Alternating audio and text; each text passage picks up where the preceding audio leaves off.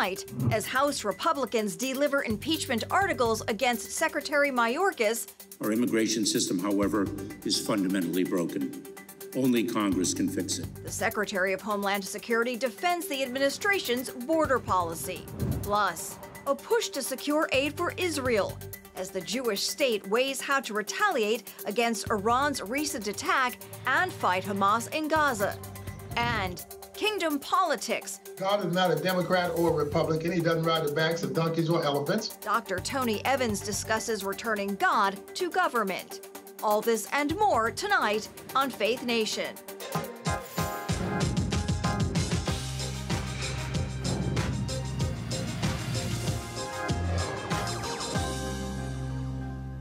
The fate of DHS Secretary Alejandro Mayorkas officially in the hands of the Senate. Thanks for joining us this evening. I'm John Jessup. And from the CBN studio in Washington, I'm Tara Mergener. The impeachment trial for Homeland Security Secretary Mayorkas is set to begin tomorrow. House Republicans are accusing Mayorkas of violating the Constitution by refusing to enforce border security laws. Alejandro N. Mayorkas has repeatedly violated laws enacted by Congress regarding immigration and border security. In large part because of his unlawful conduct, millions of aliens have illegally entered the United States on an annual basis, with many unlawfully remaining in the United States. Now, the trial isn't expected to last long, if at all. Control of the chamber is under Democratic control, and it will likely vote to either table the issue or dismiss it altogether. Democrats accuse Republicans of abusing the impeachment process to settle a policy dispute over the country's border laws. Meanwhile, a handful of GOP senators have also blasted the impeachment as a waste of time. And while waiting for any trial decision, some House Republicans calling for the secretary's impeachment took the opportunity to grill him today when he visited the Capitol Hill to seek money for his department. The secretary instead faced a barrage of questions over his handling of the southern border. CBN national security correspondent Caitlin Burke followed the hearing, as well as another focused on border security, and she joins us now. Caitlin. Tara, John, this scheduled appropriations discussion felt more like a literal trial run of what would be heard in any Senate impeachment proceeding.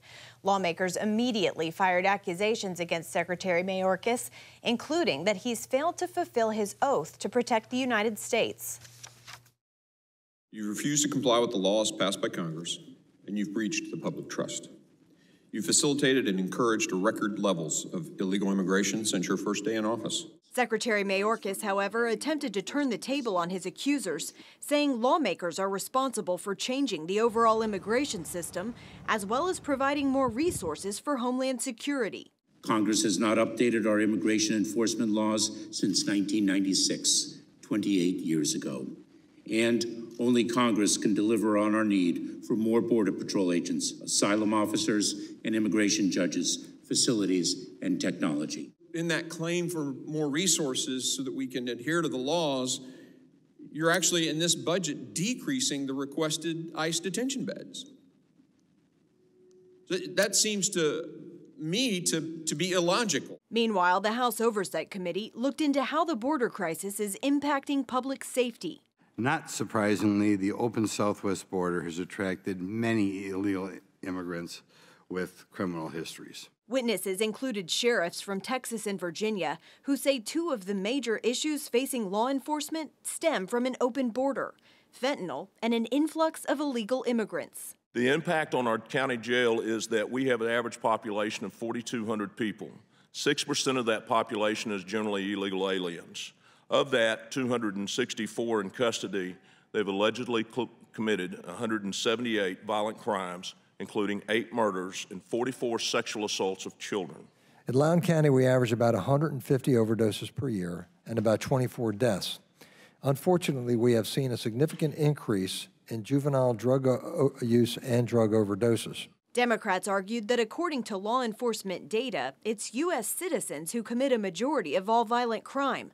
Former Virginia Attorney General Ken Cuccinelli countered that crimes committed by those entering the country illegally are extremely hard to track, and that the border chaos directly contributing to crime and human suffering could be prevented. Every illegal entry into the United States is a crime.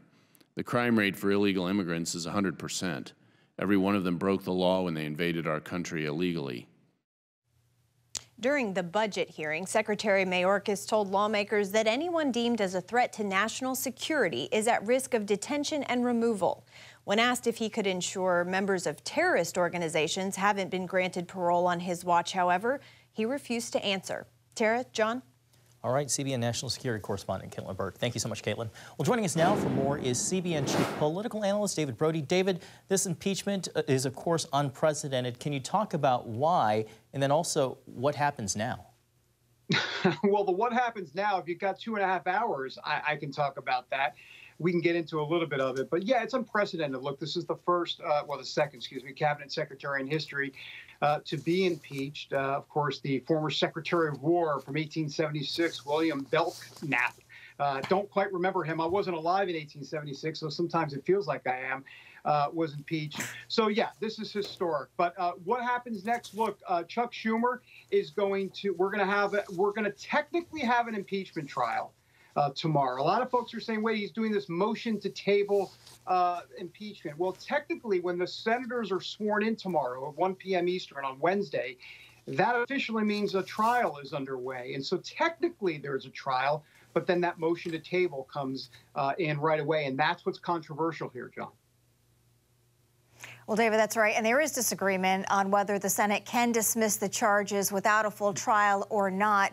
You know, what have you learned and what are you betting on?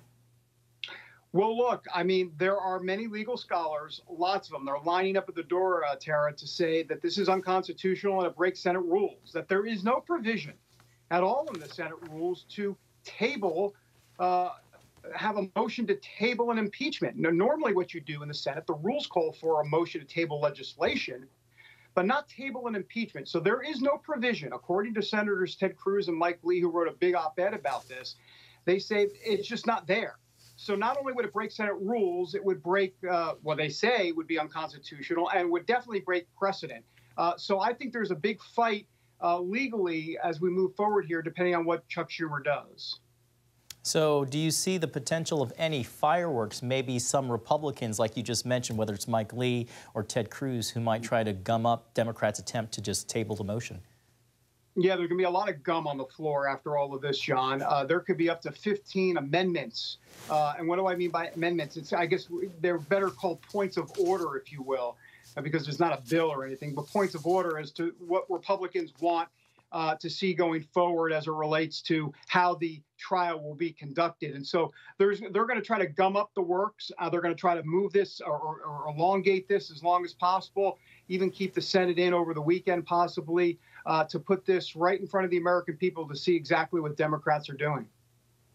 David, we've just seconds left here. Looking ahead to November, the border top of mind for many voters. Will this impeachment sway anybody one way or the other? I don't think so. I think everybody's in their camp. I know Republicans hope to get this out in front of the American people to kind of make the case that Biden has been horrible on immigration. But look, I think that train, Tara, has already left the station. I think people know exactly what's going on here. Immigration, the #1 issue now, not the economy. Immigration, the #1 issue. And Biden's poll numbers are absolutely abysmal. I think people understand. All right, David Brody, thank you so much for your insights as always. You bet. Thanks, David. Turning now to the rising tensions in the Middle East. Israel still weighing how to respond to Iran's weekend missile and drone assault. Several options are on the table, ranging from diplomacy to an imminent strike on the Iranian regime. Today, the IDF showed reporters one of the missiles it intercepted on Saturday and praised its Western and Arab allies for defending the Jewish state. Is directing a message to Iran. We will not allow this aggression in the region. This coalition is an opportunity for the Middle East, a strategic opportunity for the Middle East, for countries who share the same threat from Iran. And global leaders fear Israel's retaliation could escalate tensions and spark a wider conflict. The UN is concerned Israel could strike one of Iran's nuclear facilities. While the Biden administration says it does not support an Israeli counterattack, it will continue to defend Israeli and American personnel in the region. The White House is also signaling it's willing to hit Iran economically. Axios reports that Treasury Secretary Janet Yellen is preparing fresh sanctions to punish Iran for that weekend attack. Well, under pressure after Iran's recent attack on Israel, House Speaker Mike Johnson has unveiled his plan to pass a bill on foreign aid. The proposal will bring separate measures to the House floor and fund Israel, Taiwan, and Ukraine individually. The goal is to break a deadlock over a $95 billion Senate aid package passed back in February. Splitting up aid is Johnson's workaround to appease hardline Republicans who threatened to oust him over more funding for Ukraine. We have terrorists and tyrants and terrible leaders around the world like Putin and Xi and in Iran, and they're watching to see if America will stand up for its allies and in our own interest around the globe, and we will. Now, the plan does not include any additional funding for the border, which could anger Republicans who say new aid must also address the crisis at the border.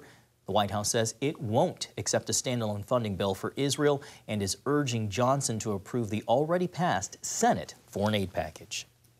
Well, success for the Speaker's foreign aid plan could cost him his job. GOP Congressman Thomas Massie, a strong critic of additional Ukraine aid, says he'll join Congresswoman Marjorie Taylor Greene in her motion to vacate the Speaker's chair, a move that could set up a floor vote to oust Johnson. After announcing his decision to his Republican colleagues this morning, Congressman Massie posted on X, quote, he should pre-announce his resignation so we can pick a new speaker without ever being without a GOP speaker, an idea the House Speaker quickly rejected.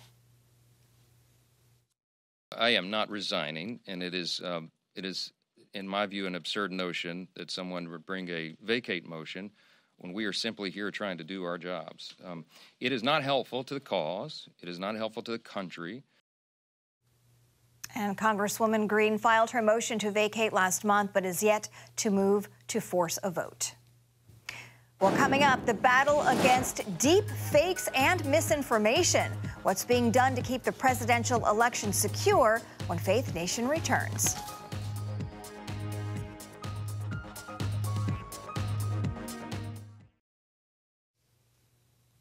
Well, welcome back. One of the most concerning issues this election season is how AI can be used to spread disinformation online. And lawmakers aren't quite sure how to tackle the issue either. An Ipsos survey found that 56% of Americans believe artificial intelligence would make disinformation worse during an election. And 74% of Americans are somewhat or very worried about how AI deepfakes can be used to manipulate public opinion. Well, joining us now is Michael Balboni, President and Managing Director of Redland Strategies. Michael, welcome to you. So you just heard how Americans feel about deepfakes. As someone who served in public safety and as Homeland Security Advisor for the state of New York, how much of a threat are deepfakes to this election? It's a huge issue and something that has been growing for a period of time. You know, when we think back to the 2016 election and the bot-generated disinformation designed to inflame different attitudes and perspectives during a general election, you know, now you see an enhancement of that. And this actually goes to, everybody's kind of familiar with the phishing scams that have been done, where, you know, there's a Nigerian prince who wants to get your money and says, I need help. Well, that's now evolved to where you have somebody who can contact you and sound just like your business partner, your child, your mother, your neighbor. And this is the challenge of the AI fakes. What do you suppose is the worst case scenario you envision when it comes to deep fakes in the upcoming election? A lot of folks are really worried about it. So AI-generated images and videos and audio clips, they really exacerbate the risk of misinformation and disinformation during political advertising. And when you think about it, deepfake technology is particularly capable of creating what they call highly realistic imaging.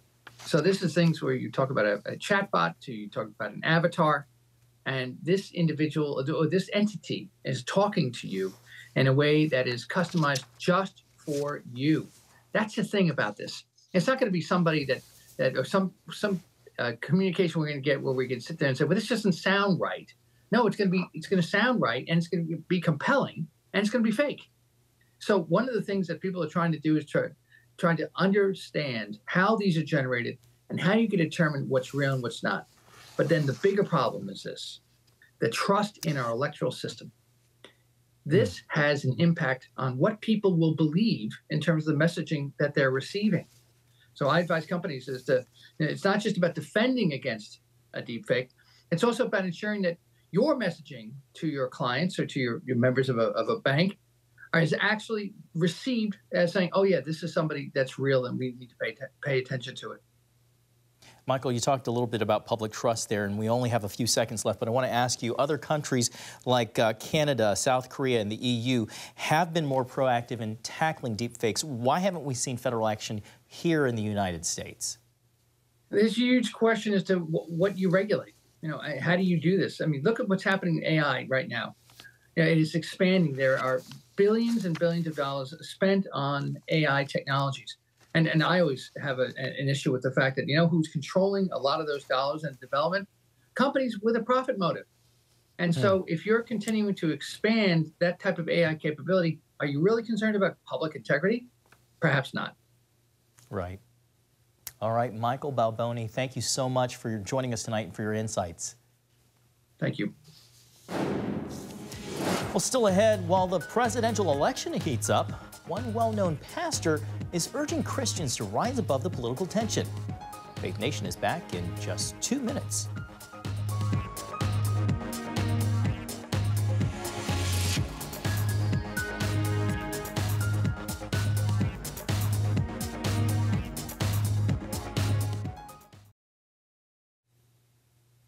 Well, it is no secret. President Biden and former President Trump are locked in a close race for the White House. And according to a New York Times and Siena College poll, voters essentially are split right down the middle.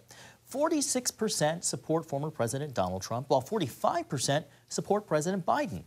The survey also finds that Americans' views about the state of the country remain largely unchanged since February. 64% say the country is headed in the wrong direction. Only 38% approve of Biden's job performance, and 79% view the economy as either fair or poor. The polling comes as Biden campaigns in the battleground state of Pennsylvania. Both candidates are leaning into their economic policies to rally supporters. Biden is zeroing in on plans to raise taxes on the wealthiest Americans and corporations, but Trump has promised to extend sweeping tax cuts that Republicans approved back in 2017. And with the presidential election a few months away, political conversations are as heated as ever, including in the church. But Pastor Dr. Tony Evans wants to be a voice of reason. He spoke with CBN's Charlene Aaron about a kingdom alternative to political division. In his book, Kingdom Politics, Returning God to Government, Dr. Tony Evans highlights the importance of seeing government from God's point of view and offers a biblical path through one of the most divisive issues of our time. What motivated you to do a deep dive Bible study on politics? What motivated me was the chaos, confusion, and divisiveness that I was seeing among Christians, where we were allowing the political landscape to inform our biblical worldview rather than our biblical worldview informing the political landscape. During an appearance on CBN's Prayer Link, Dr. Evans offered advice for talking with those we disagree with politically. Believers should always speak with grace. We should always speak with a spirit of love without compromising truth. But we always start with truth because that's God's perspective. We want to make biblical points, which should always be done with the spirit of humility, grace, and love.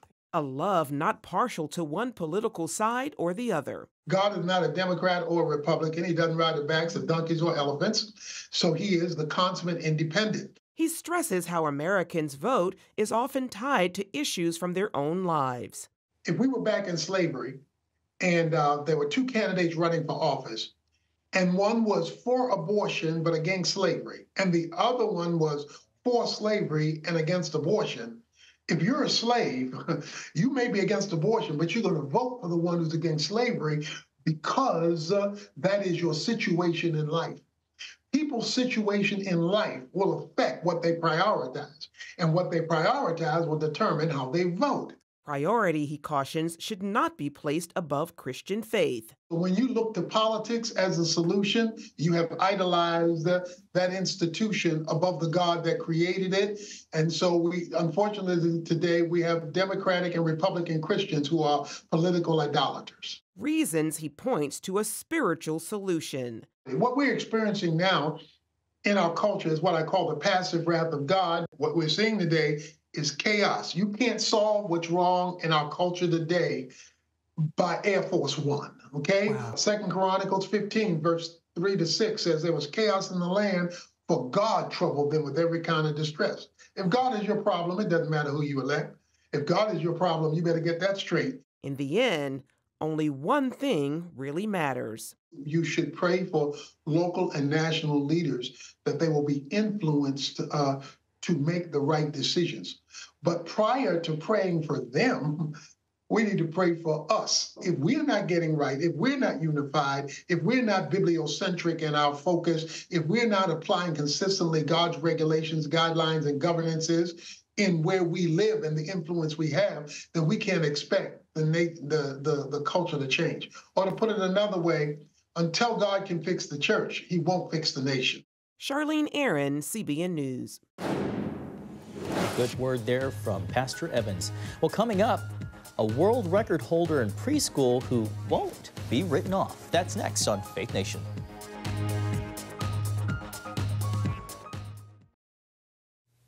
Well, finally tonight, Tara, this next story makes me feel like I haven't lived up to my true potential. A preschooler and his love of the alphabet is turning into a Guinness World Record. Oh my goodness. 4-year-old Brian Patrick is aiming for the title of youngest author. It all started with his love of letters, inspiring trips to the Alphabet Museum, alphabet birthday cakes, and even an alphabet garden. Are you sensing a theme here, John? A theme. Brian loved letters so much, he started typing for fun. And in the span of just a month, the 4-year-old's few typed sentences turned into a whole book. Brian is now well on his way to becoming the world's youngest author, but he has to sell 1,000 copies of his book first. His parents are hosting a book launch party in support of their son, saying they are just along for the ride, John. I think we should purchase a book. For sure. And I think I was in 5th grade when I learned how to type.